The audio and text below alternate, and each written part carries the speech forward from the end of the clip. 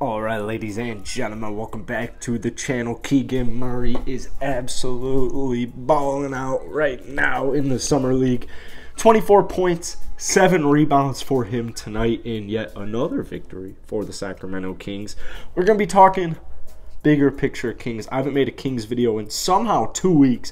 Time is going by like that right now, but besides the point, I'm itching to make a Kings video. Alright, I'm itching to make a Kings video. So, since the last time I made a Kings video, which was like right after the draft, sometime after the draft, they made 2 unbelievable signings, okay? Now, the DiVincenzo loss stings, alright? It stings. But it didn't sting for long, alright? It didn't sting for long. Kevin Huerter, a trade for Kevin Huerter, and the signing of Malik Monk, the Sacramento Kings are making the playoffs next year. I mean, I don't know if you guys knew that, but the Sacramento Kings are definitely making the playoffs next year. So, welcome back to the channel, man. If you're new here, hit that subscribe button for me. We're trying to hit 15,000 subs at some point in this lifetime. That would be dope. Kings fans, you guys show an absurd amount of love. You're all dope. You're all dope, all right? You're all dope. You know who also is dope? Fucking GMs of the Kings. Keegan Murray. Keegan Murray is dope. Alright?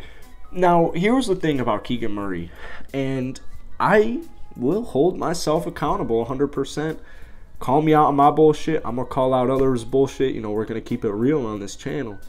When the Kings drafted Keegan Murray, I wasn't upset because of the drafting of Keegan Murray. Not because I think Keegan Murray is some, sorry-ass basketball player. Nothing like that.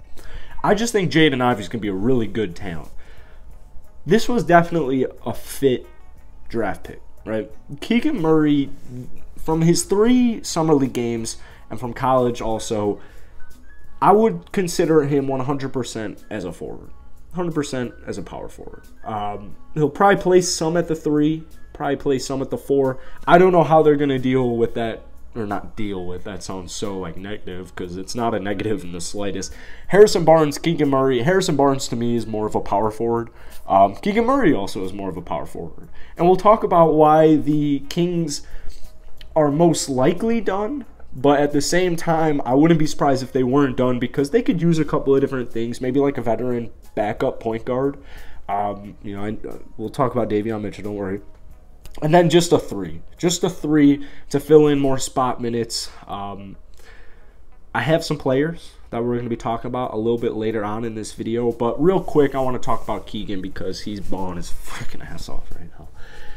He's done a very good job. And keep in mind, it is Summer League, right? So we're taking it with a grain of salt, as you should take every other player's performance with a grain of salt. Like I saw Chet was having a really good night tonight. People were losing it. It's fun to get excited about it, though. It's fun to get excited about. I'm definitely not saying don't get excited about it, because it's something to get excited about. We've said the word excited way too many times in way too little of a time frame. My point being is this. Keegan, just like he did in college, is balling out. One thing I saw from Keegan right out of the get-go is NBA ready. And this was the biggest positive, but also kind of a negative, if you will, as far as drafting Keegan. Because the thinking was, he's NBA ready, but how much better is Keegan Murray going to get?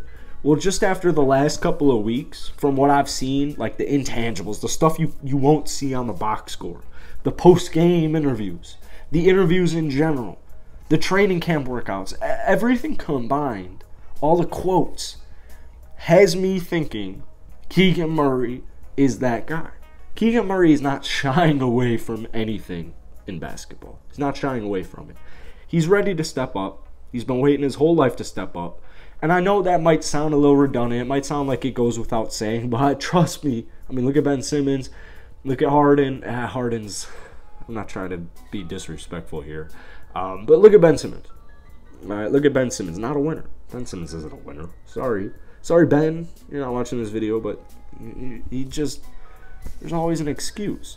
Keegan Murray is somebody I want on my basketball team.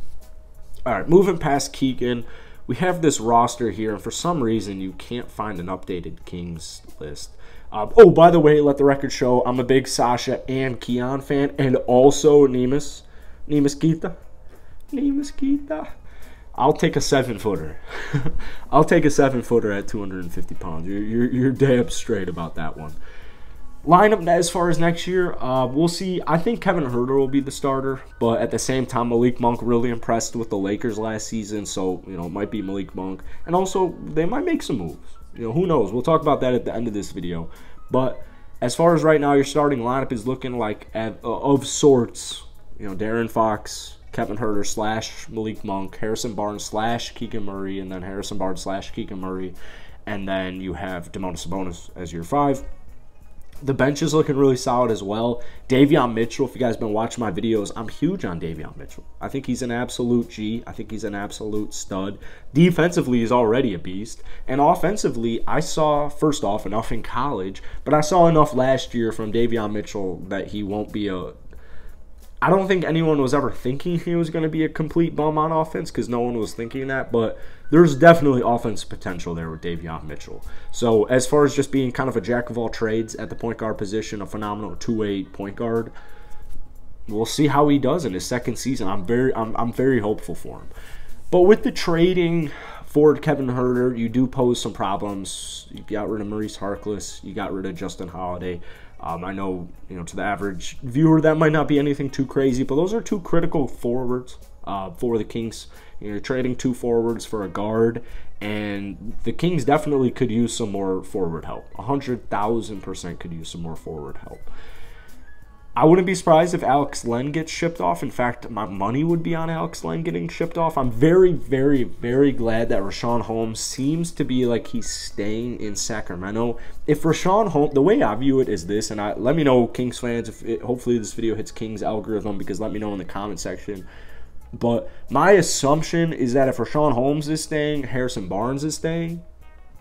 I do think, like I said earlier in this video, I do think the Kings will be competing for somewhere between, I'm going to go as high as 6. That might sound crazy to some of you guys, but I'll go as high as 6, maybe 7 to, at the worst, 10. Maybe 7 to 9. I think 7 to 9 is pretty solid.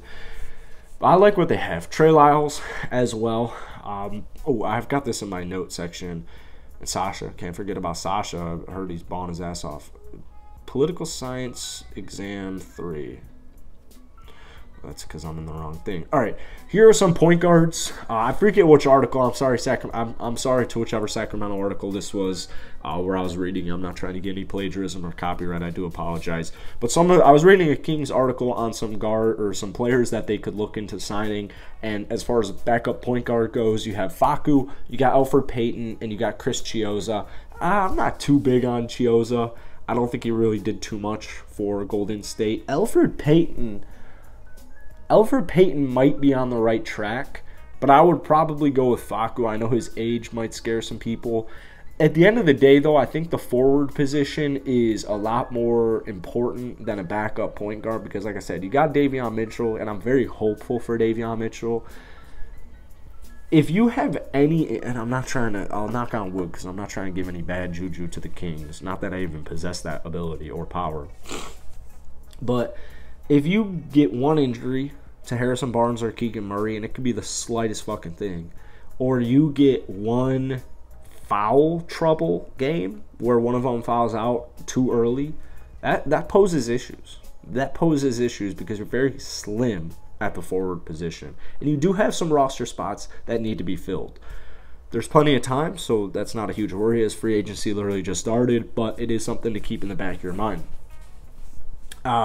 We had 3 in this article. Yuta Watanabe, unrestricted. All these guys are... Oh, actually, Caleb Martin isn't. He's restricted. Don't sneeze. Yuta Watanabe is probably number 2 on my list in here. Yuta's interesting. I cover a lot of Toronto Raptors games. I do a lot of Toronto Raptors videos on this channel. And, Yuta is a guy who defensively is really solid. So, Yuta is actually right there with me for Caleb Martin. But I think an argument could be made that of that group of 3, Yuta might be the best pick because he's so defensive-minded. I mean, he is very good on the defensive end. He's also like an energizer bunny. He's gonna put his body on the line every single night, every single possession. You see how much passion, you see how much determination he has just when he plays, just when he steps out onto that court. So Yuta Watanabe would definitely be up there for me. Kessler Edwards would be fine, but I'd still rather have Yuta. And then you have Caleb Martin, who is restricted, and he's pretty solid as well. But I think actually, now that I think about it and vocalize it, I think I'd go Yuta Watanabe. But Caleb Martin also he's got some solid upside. He does have some solid upside. Now, those 6 players that I just mentioned, it's not like it ends there. It's the end all be all. These are just, I forget, once again, I apologize. I forget which article this was from, but this was like 6 players that an article was talking about, some guys the Kings could sign or look into signing. So I'm very curious. Hopefully we have some Kings fans watching this video. Like I said, you guys show a ton of love. So go ahead, drop a comment down below, man. What are you guys feeling? How are you guys feeling heading into this next season now that free agency's technically officially began and the Kings have been making some moves? I feel like it's something that Sacramento has been lacking in the last, not trying to have this as a jab, but decade. Just nice, low-key, underrated signings in Malik Monk and the trade for Kevin Huerter. So I like what they've had. I like the draft picks that they've had. I like the pickups that they've made, and I'm excited. I'm excited for this Kings season. It's pretty dope. Darren Fox, Domantas Sabonis, they're still young as hell, and the future is bright in Sacramento. So I do think they'll make the playoffs this year. If you guys enjoyed it, hit the like button, hit that sub button. It is greatly appreciated. Like I said, we're trying to hit 15,000 subs at some point in this lifetime.